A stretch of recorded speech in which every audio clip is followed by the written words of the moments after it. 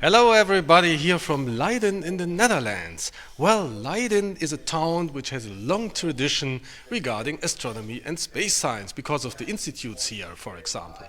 But this week in November we have additionally a very special event. We have a Gaia meeting here, a DPAC meeting about the Gaia-Mission. Stefan, what is so important here for this meeting, to have this meeting here with so many scientists? Yeah, here we have 200 astronomers and engineers discussing how to process and analyze the data from the Gaia satellite. And the Gaia mission is a very important mission to measure the positions, the distances, and the movements of stars. And lots of many things more for very, very different kinds of science in astronomy. But let's start just at the beginning with a little bit an overview. What is the Gaia mission and what is so important with that mission? Gaia lifted off on 19 December 2013 from the launch site of the European Space Agency in French Guiana in South America. The satellite's destination was a region around the Lagrange point L2 at a distance of 1.5 million kilometers from the Earth. At L2, a body follows Earth's orbit around the Sun almost free of other forces, due to the balance between the gravity of the Sun and the Earth at this region in space. Undisturbed by our home planet and the Moon, and equipped with a huge 10-meter diameter sun shield, Gaia is able to observe any part of the sky which lies at least 45 degrees away from the Sun. And because Gaia follows the Earth on its orbit, this means that all parts of the sky can be observed within half a year. Gaia gathers data through two identical reflecting telescopes, which simultaneously observe two regions of the sky 107 degrees apart. As Gaia rotates once every 6 hours, consecutive strips of the sky are scanned in order to precisely measure the positions of celestial objects. The primary mirror of each telescope measures 145 by 50 cm and focuses the light of the stars onto more than 100 CCD detectors with a total of 1 billion pixels. Besides position measurements, Gaia also records the colors and spectra of its targets. The main objective of the Gaia mission is the high-precision mapping of more than 1 billion stars in the Milky Way over a period of 5 years, leading to an unprecedented catalogue of a representative subset of the stellar population of our home galaxy. At the end of the mission, this huge catalogue will contain the three-dimensional positions and motions of the stars in space, including their distances from the Earth. In addition to these astrometric data, Gaia's catalogue will also contain many of the physical properties of the stars derived from its onboard spectrometers. All this information will allow a very detailed exploration of the structure and dynamics of the Milky Way and its census of the properties of its stellar components. A key question of the Gaia's mission is the study of the evolution of our galaxy over timescales of billions of years. Galaxies like our Milky Way undergo dramatic dynamic changes due, for example, to gravitational interactions or even merging with other, mostly smaller galaxies. Tracers of such dramatic events are stellar streams orbiting or even crossing our Milky Way. Streams that can be investigated in great detail only by Gaia. And Gaia can also discover new stellar streams. The motions of the stars and galaxies are determined not only by the gravity of familiar objects like stars or interstellar clouds, but more significantly by the mysterious dark matter. The precise Gaia measurements of the distribution and motions of the stars will shed light on how the Milky Way got the structure we see today and how its dark matter is distributed. However, among the billions of objects which Gaia observes are not only stars. The huge amount of data will reveal galaxies and other objects far beyond the Milky Way, such as quasars. It will also detect many planets around other stars due to the tiny but measurable effect they have on the apparent motion of their host. Finally, Gaia will also study and discover thousands of small bodies in our own solar system, such as comets and asteroids. Good to know, since some of them might be candidates for future impacts on Earth. Without any question, Gaia will significantly expand our knowledge of the universe. Yes, that's true. And that is the reason why so many experts came now to Leiden to this DPAC meeting to discuss the first Gaia measurements and to prepare the first official data release, which can be expected in September 2016. But we may hear a bit more about the Gaia data from Stefan's first interview partner. Yeah, Dr. Timo Prusti from ESA is here, and Timo Prusti is the project scientist of the Gaia-Mission. Timo, what is the role of the project scientist of Gaia? It's very easy to say, because it's very shortly a formal responsible of the scientific output of a mission. So the definition is very clear, but what does that mean in practice is then more difficult to explain, because in principle it is acting in all areas where one sees that has some scientific importance, and especially if one gets worried that the scientific outcome is maybe in danger. Why has ESA decided to build the Gaia satellite? Actually, it's not ESA who is deciding it, because who decides in ESA the science program are the member states. And based on what the member states do this definition is that we use in ESA advisory bodies. So there is first a community who explains why do we want to have Gaia, and then there are other astronomers and scientists who are evaluating does it make sense and gets a high recommendation. And only after that, sort of ESA decides, but it is actually the vote is done by our member states. Gaia has now performed 1 year of scientific measurements. How well is the Gaia satellite doing? This is a question coming very often, and it is sort of funny that even professional astronomers know that the basic thing what we measure with Gaia are the parallaxes, and we need a lot of time to get the parallaxes. But somehow people forget this every now and then. So we can see only partial results at the moment, but what we have seen so far, it looks very good. It's not a very long time to the first Gaia release of the data. In summer 2016 it's planned to have the first catalogue. What will the first catalogue for Gaia contain? So we have just made a decision that what are the production runs what we are going to do for the first release. So the decision is that we will do the positions of about 1 billion star and get also the broadband magnitudes. But we also managed to get some parallaxes with the trick to use the Tycho catalogue in order to get the degeneracy between proper motions and parallaxes solved.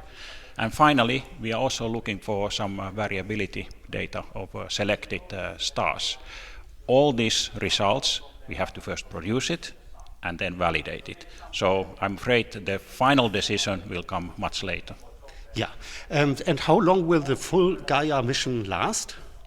Here I have some good news, because all the mission lengths are always dependent on consumables. Of course, you never know in space what will happen, but the consumable, you know, if you are running out of it, then it's the end.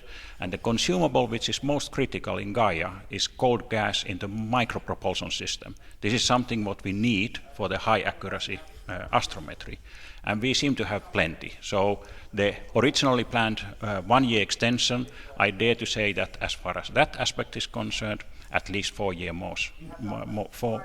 more years after the 5 years is possible. Yeah, we will now have the first data release in 2016. What will the further data releases contain additionally to the data from 2016? So we have the photometer on board, and we have the spectrometer on board. So what one can really expect is the photometric part, so that we can actually tell what the stars look like. And the spectroscopy part is really to get the radial velocities out. So those are something which are eagerly waited. But we are then, when we have more data, we are doing further processing in order to be able to provide the community astrophysical parameters of stars, more variability information. So the whole spectrum will come in the course of years.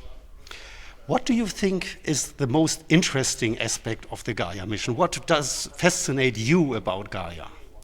So if I leave a little bit the sort of the astronomy apart, because that's of course the basic driver in a way to get the astronomical research done and the information. So if I really look just for my work, I think the nice thing is that even though it's many, many years in the same project, there is a big change. Like at the beginning, my work was really dominated working together with engineers, trying them to understand the scientists, but also me trying to understand the engineers so that I can explain the astronomers why we are doing certain things. And now we are in a totally new phase. Now it's dominated by data processing scientists.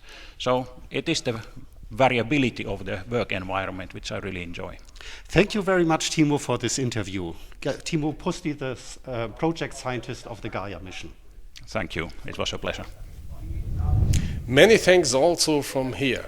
Well, after this interesting information, we should have a closer look on one important keyword, the parallax. Well, if I say one important keyword, this is almost a bit of an understatement. Regarding Gaia, one might even say, with good reason, it's the most important keyword. The Milky Way, like millions of other galaxies, consists of about 200 billion stars, many star clusters and clouds of gas and dust from which new stars and planets are born. The rotating, disc-shaped structure measures about 100,000 light-years in diameter and is a typical example of a large spiral galaxy. To investigate its structure and dynamics, we need to know the distances and motions of as many stars as possible very precisely. And we need such data up to the largest distances possible. The key to this is the measurement of accurate stellar parallaxes. Parallaxes are familiar to each of us from everyday life. We are able to estimate distances to nearby objects because each of our eyes sees an object from a slightly different perspective. We also notice such a perspective shift depending on the distance to an object when we move, for example in a train through the countryside. Thus, as the Earth moves around the Sun by about 300 million kilometers in half a year, we should observe such a parallax effect also for stars. But due to the large distances of even the nearest stars, these perspective shifts are extremely small, making this annual parallax very, very difficult to measure. After many attempts and premature claims, it took until 1838 before the German astronomer Friedrich Wilhelm Bessel finally announced the first reliable stellar parallax. He deduced a distance of 10.4 light-years for the star number 61 in the constellation Cygnus. This is more than 10,000 billion kilometers. Even with modern ground-based telescopes, it is difficult to measure parallaxes of stars more than about 100 light-years away. Going beyond this requires observing from the much stabler environment in outer space. Therefore, a major step forward in distance measurement accuracy occurred in 1989 with the launch of the astrometric satellite Hipparcos, which measured very accurate parallaxes of over 100,000 stars. Gaia will extend this much further by observing a billion stars with even higher precision and out to much larger distances. Gaia's best astrometric measurements can reach an accuracy of about 20 microarc-seconds. This is roughly equivalent to measuring the motion across a coin at the distance of the Moon, as seen from Earth. This incredible precision is at the limit of what is technically possible. For this purpose, the internal geometry of Gaia's instruments have to be under control with an accuracy of a few dozen atoms, continuously over the 5 years of observing. Gaia is a marvel of technology and of observational astronomy.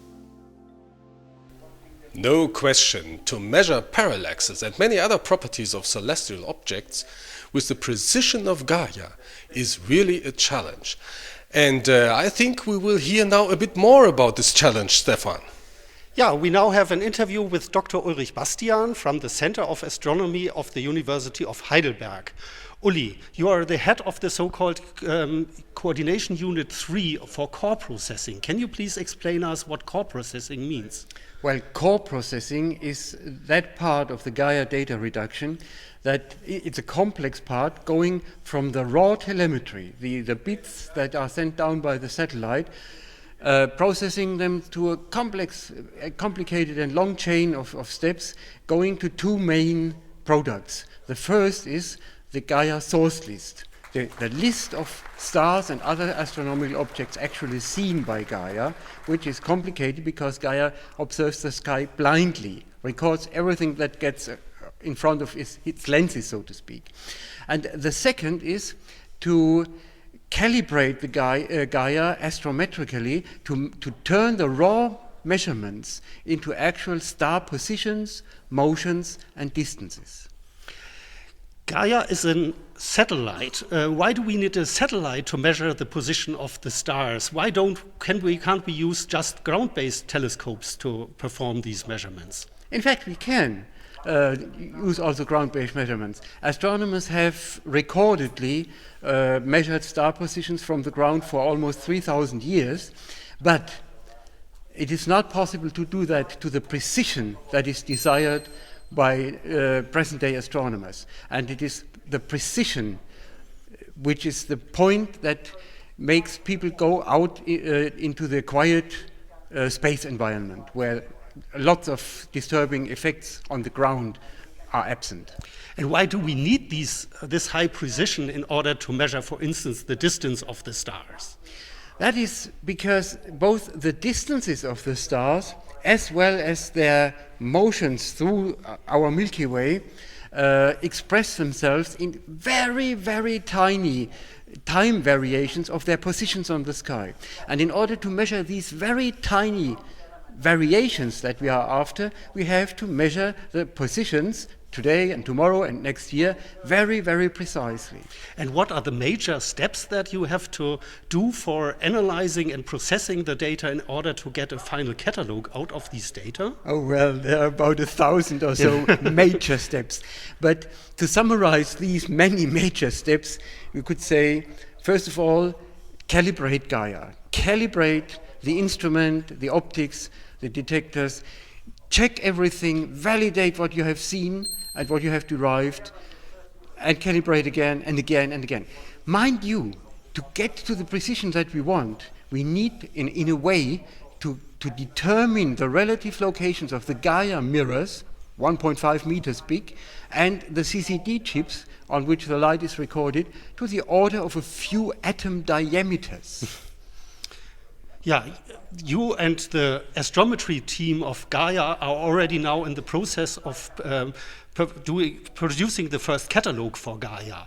Are you happy with the first years of measurements that we have now for Gaia? And what is approximately the precision that we can expect from the first Gaia catalogue? Well, by and large, we are happy. Well, there are a number of unexpected problems with the data which cause a lot of complications and extra work and not a time delay yet. The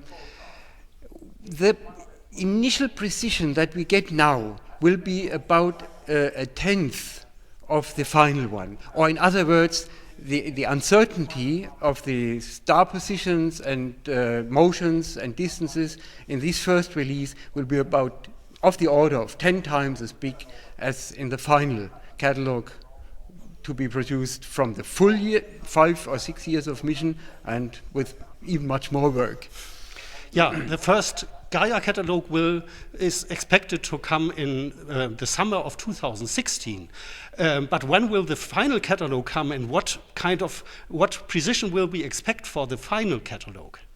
By planning, the final catalogue should be ready about 3 years after the end of the mission. Now, the mission started in 2014. plus 5 years is 2019, maybe 1 year more if ESA funds it and Gaia functions long enough. So 2023 or 24 will be the date of the final catalogue. And the precision we are aiming at is of the order of, well, that is not an easy number for a layman, for a non-astronomer, of the order of 20 to 30 micro arcseconds. That is 20 to 30 millionths of an arcsecond, and an arcsecond again in turn is the 2000th of the seeming diameter of the moon on the sky. Or in other words, it is the size of a coin as seen from the distance of the moon that we are aiming at. So we want to distinguish whether a light beam comes from the left rim or from the right rim of a euro coin based on the moon and seen from the Earth.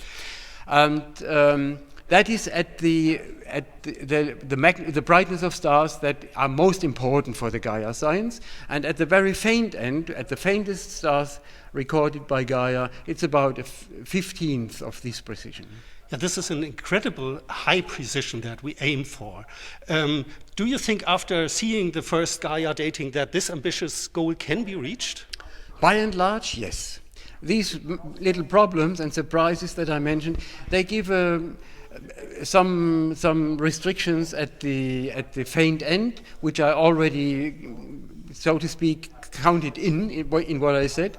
But at the intermediate brightness of the stars, which are most important for the Gaia science, we will reach it to at least a few percent. Speaking of science and astronomy, so what will, if we reach the precision that the Gaia catalogue is aiming for, what will we learn about astronomy, and what will be the impact of Gaia for that? The main impact will be on the Milky Way. This is the stellar system of a few hundred billion stars to which our Sun belongs as one member. The workings, the structure, the history, the forces inside this system and derived from the motions and from the then existing three-dimensional knowledge of its structure in space and in velocity of the stars. This is the one thing, and the other main thing is knowing the distances of the stars. We then will know for many types of stars how big they really are, how bright they really are, and this will lead to a deepened physical understanding of how the stars work internally. But that is the two major points. Even more interesting kind of about Gaia is that the Gaia data will shine new light in practically every corner of astronomy, and astronomy is a wide field. Yeah, that sounds very fascinating. What fascinates you most about the Gaia mission? The variety of things that you are facing, that you are challenged with, and the variety, the width, the broadness of the science aspects that will in the end be able to be attacked using the Gaia results. Yeah, Uli, thank you very much for this interview. You're welcome.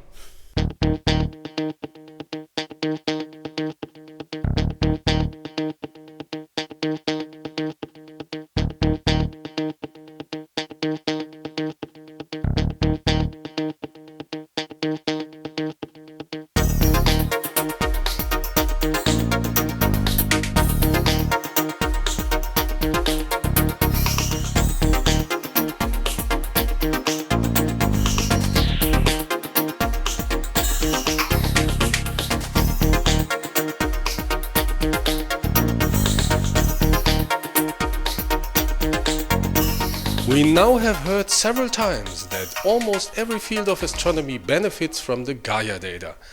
And here are some further statements to highlight this fact.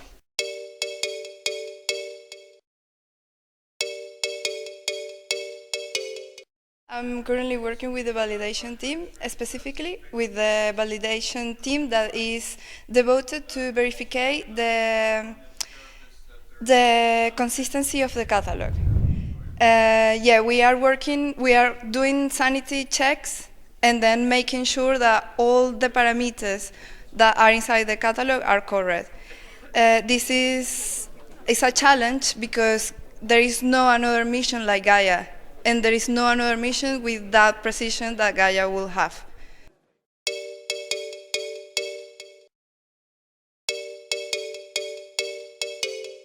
It's quite impressive to think that Gaia was built for studying the stars, the galaxy, but in fact it's a very precious tool to study the solar system too.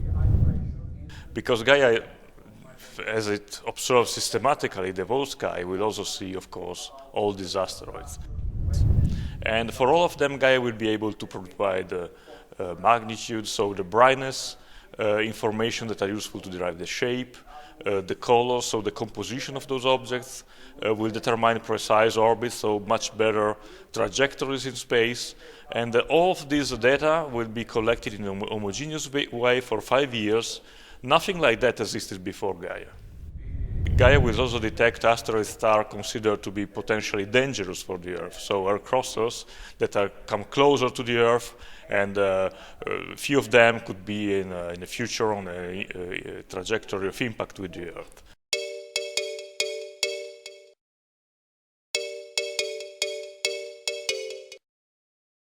The measurement principles of Gaia are really very similar from the physical point of view to this first, or one says second, classical test of general relativity, namely the light deflection tests measured for the first time in 1919 by Eddington and his team.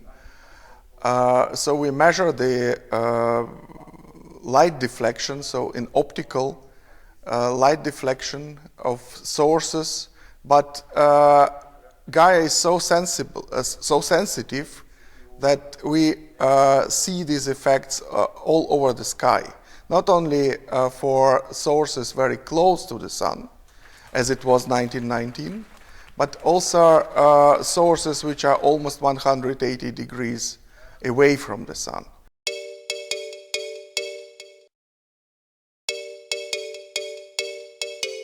Binaries are very important because they are the only way we can measure the weight of the stars. So it's really the scale based on the Kepler third law. It gives you a direct relation between the separation of the two stars, the period, and the masses of the components. So with Gaia, we'll get an instrument that will give us a lot of binaries of different types. Resolved binaries, where you see the two components. Asymmetric binaries, where you see just a wobble of one object, one photocenter with respect to the usual single star solution. But we also have spectroscopic binaries, where we see that the radial velocity is changing and not just a constant as it should. And we also have eclipsing binaries, where we see that the light curve shows special features typically from eclipses.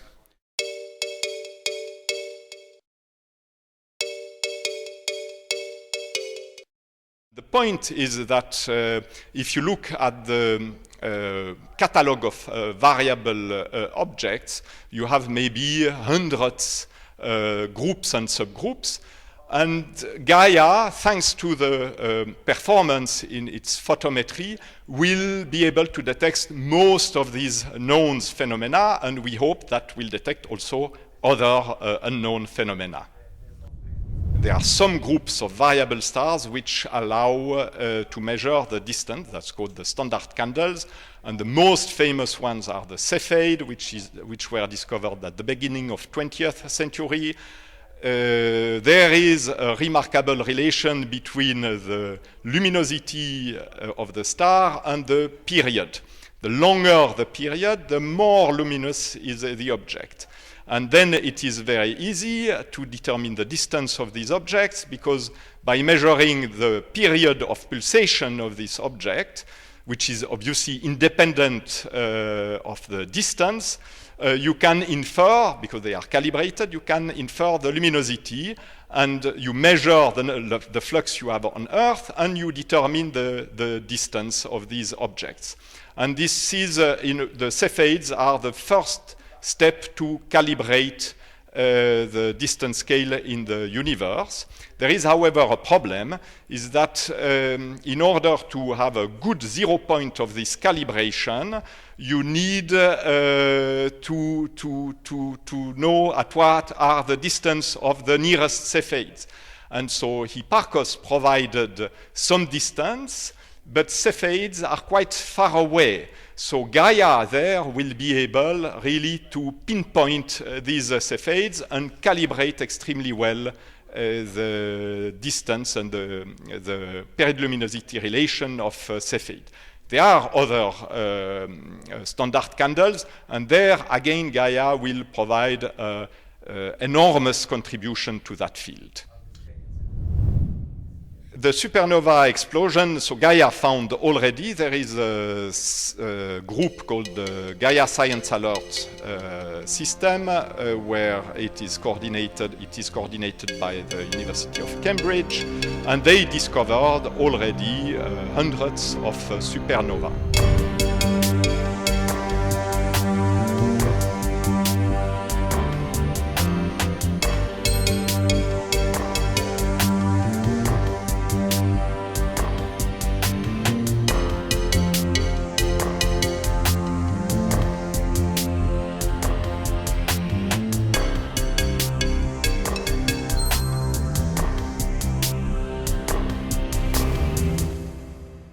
So, there are reasons enough that scientists have to discuss about the Gaia data and about the science with Gaia.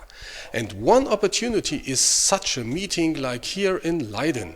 It's a DPAC meeting. And I think Stefan has now another interview partner who might explain us what DPAC is. Dr. Anthony Brown from the Leiden Observatory is with us now. Dr. Brown is the head of DPAC. Anthony, can you please tell us what DPAC means and what DPAC is? Well, let me just first give you the meaning of the acronym DPAC. It stands for Data Processing and Analysis Consortium. And Gaia, of course, sends down a lot of data every day, lots of bits and bytes that we receive and send on to our data processing centers. But these data are not useful as such. The raw form of the data cannot be interpreted directly by astronomers or by anyone for that matter, and they need to be turned into the eventual science products, the distances to the stars, their properties, etc. And this is the work that DPAC does. DPAC takes the raw information from Gaia, processes that through a complicated big software system involving lots of data processing centers and lots of people, and turns that eventually into the results that scientists then can actually interpret and use, and also the general public, of course. How many members does DPAC have, and from how many countries do the members come? There are about 25 countries that participate in the DPAC effort. And from those countries there are about 450 members, which consist of a mix of people from academic institutions such as myself, but also people working at space agencies or working at one of these dedicated data processing centers. A lot of them are actually software engineers from a non-astronomical background, but usually with a strong interest in running such astronomy projects. 200 members of DPAC are here now for this conference in Leiden. Why do they meet here, and why don't they use the usual communication techniques like video conferences, email, and so on? Why do you have to personally meet here? So they, of course, in the course of their work, meet very regularly via videocon. They communicate with email through all kinds of systems that we have to keep track of issues with our processing. But from time to time you need to sit together to talk face to face. Communications over email work, but they can break down because of the way people might misinterpret how things are said. Misunderstandings can easily occur even if you think you've written down something carefully. And with direct communication, you really pick up all other things that are important when you're talking to someone, which is body language. Does he not understand, or does she not understand something, and which is something you miss when you're doing a telecon or communicate via email. And the other important thing is simply getting together, also socializing after the meeting, getting to know each other, having a beer together, having a dinner together, talking about other things, and that creates a better team feeling for DPAC. So I think team building is an important part of this meeting. Now we are here together with 200 people, which is of course a lot, about half the consortium. We usually have smaller meetings of the various individual units within DPAC.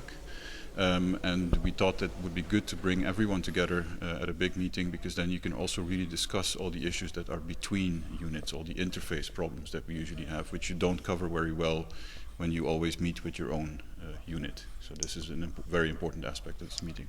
Yeah, as you said, the data processing of Gaia has so many aspects, so that DPAC is divided into units. Can you explain us what kind of coordination units are there in Gaia, and what different aspects are covered by the data processing in the Gaia mission? Yeah, so Gaia has 3 instruments on board. One instrument dedicated to astrometry, so collecting distances and motions of stars. One instrument dedicated to measuring colors and also the properties of stars, such as their age and their chemical composition. And we have one instrument which is collecting high-resolution spectra, and these are dedicated to measuring the radial velocity of the stars, and also actually to look at their atmospheric properties. Now, all these 3 instruments are in fact treated by 3 different coordination units, one dedicated to astrometry, one dedicated to photometry, and one to spectroscopy. So that's a natural sort of division of the tasks. But also what needs to be done, for example, is turning the raw telemetry into data that is actually useful for the subsequent processing. This is another unit within DPAC which is responsible for that. And then once we have the astrometry, the colors of stars, as well as the results from the spectra, we do a further analysis. We look, for example, for variable stars by looking at the multiple observations of stars. So this is another unit. There's a unit also that is in charge of doing all the characterizations of the stars based on their colors. What are their properties, what are their ages, what are their compositions. And we have a unit that looks at the more complex objects, such as binary stars, planets. We also observe lots of galaxies, which are slightly extended, require a little bit of different treatment. And again, that's a separate unit. And of course, I should not forget the solar system objects that Gaia also looks at. And again, that requires a slightly separate treatment. And that's why we have subdivided the huge task of this data processing into these various units to make it manageable. We have now more than 1 year of scientific measurements from the Gaia satellite. How happy are you with the quality of the data? And very important for the DPAC head, how efficient is the process of communicating between these different units and make the best out of the Gaia data? So I think the Gaia data quality itself is actually excellent. There's a lot of potential in there to do precisely the science that we want to do and to deliver the accuracies that were promised before the mission. So in that sense, I'm very happy. Of course, there's a lot of issues with the data, lots of little problems that we have to deal with. But this is not unexpected. But I think by and large, the quality of the data, the instruments themselves are really very, very good. Now, the work of DPAC, I think so far so good. We've managed really quite well, given the enormous amount of data that we have to process, the various spacecraft problems that we've had to deal with. But of course, there are always coordination problems. There are always issues between people, misunderstandings, miscommunications, etc. It can always be improved. But this is also exactly a reason for us to get together at a meeting like this to iron out all these little problems that we have. But I think in general, for such a large and spread out consortium, we are doing actually quite well. Yeah, so the Gaia mission is a very good teamwork. Anthony, what fascinates you most about the Gaia mission? What is the reason why you like to work on Gaia? Yeah, the reason is that I actually find very interesting the way data is collected and then turned into measured distances and motions of stars, and it's in fact the only direct way we have of doing so. But what is also fascinating is that one is leaving a real legacy for astronomy. So these are observations that are going to be the standard in astronomy for the next 50 years, and they will be valid in 100 years' time. We are still, in fact, using astrometric measurements from 100 years ago, and Gaia will be the Gaia measurements themselves will still be valid also 100 years from now and still be used by people. So leaving such a fundamental legacy is also one of the really fascinating aspects of working on this mission. Thank you very much, Anthony, for this interview. Anthony Brown, the head of DPAC. Thank you. Let's finally talk about other measurements with Gaia. Besides the determination of positions and motions of stars in space, from which their distances can be calculated, Gaia gains also photometric and spectroscopic data. So photometry means that we measure the brightness of objects as a function of color, and the amount and the color of the light of the stars tells us a lot about their physical properties. For example, about the surface temperature of a star, or if the star is variable or not. Spectroscopy means that the light of a source is dispersed and analyzed in detail, depending on the wavelength, for example by using a prism.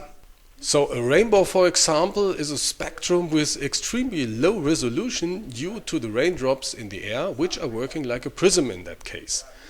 Much better astronomical spectra, gained with professional spectrographs or also with instrumentation on board of Gaia, are able to detect faint details.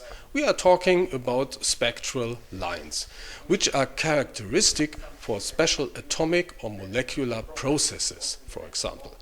So we learn a lot about the intrinsic physics of stars and other objects, and in our last interview, Stefan, we might hear more about such other kind of Gaia data besides the classical astrometry, isn't it?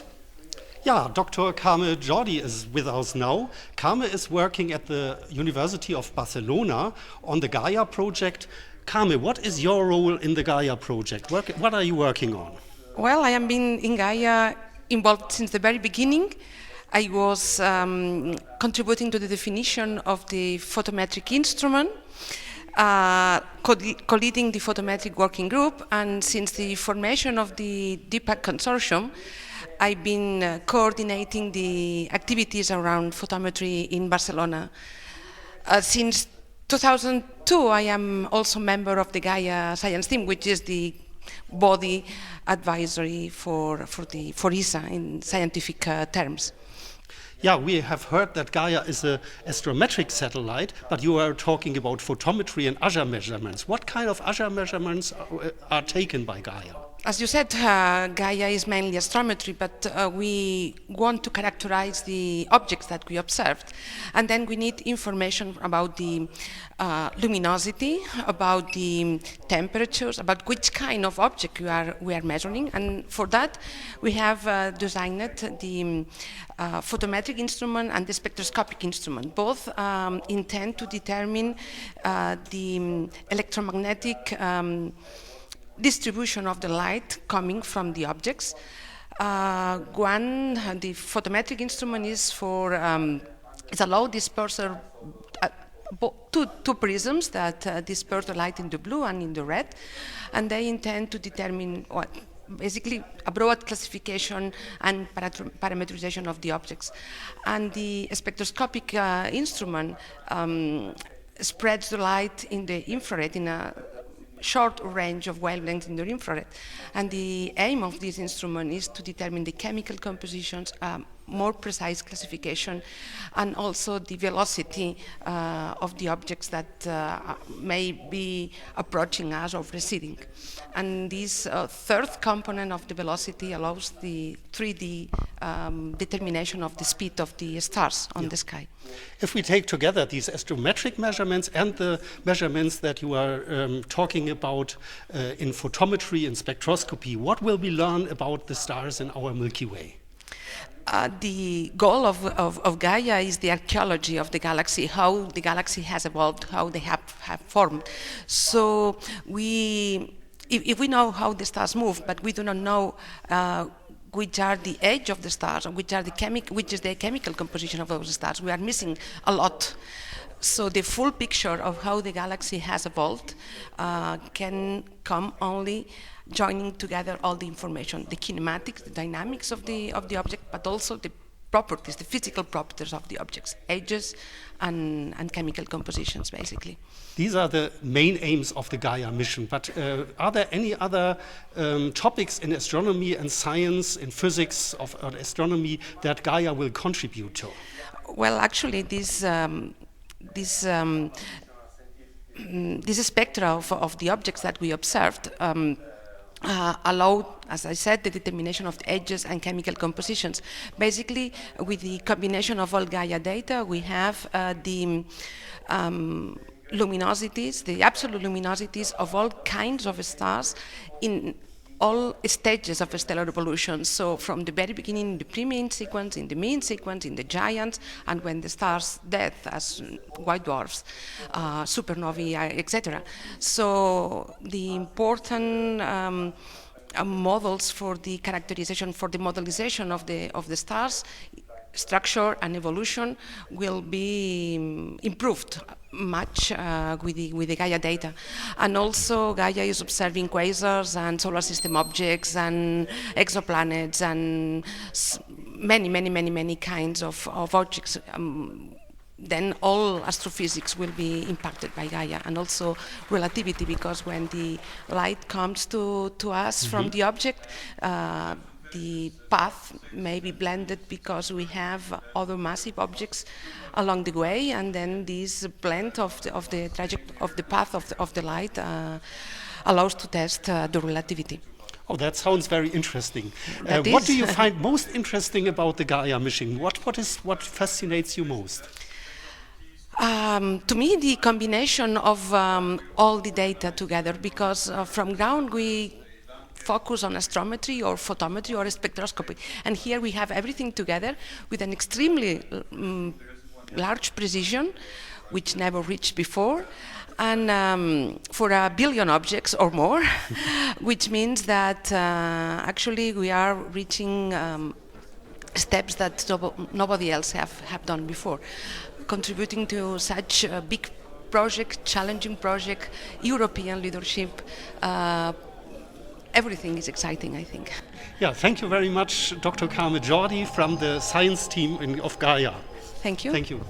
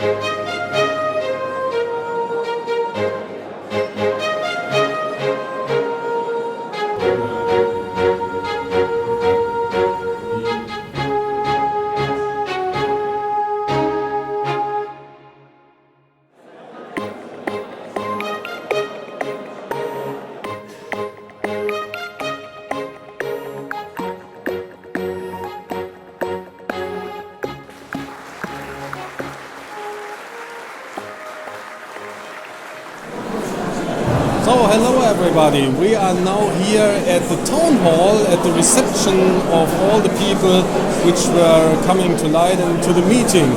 And Stefan, what do you think? So far it was a nice meeting, no? Yeah, I think it was a very successful meeting, and we have seen that Gaia is a very complicated satellite, especially in the processing and the analysis of the data. But I have seen that there is big progress in understanding what we get from Gaia and how to deal with a complicated situation. So I'm very optimistic that the first catalog will be very good catalog. So, and after all that already during the first 2 days the people have worked so hard and discussed in already many meetings about these different things which are related to Gaia, I think it's a good point now to have a little bit glass of wine. Yes. And cheers! Cheers! And let's see how it will work during the next days. Yes.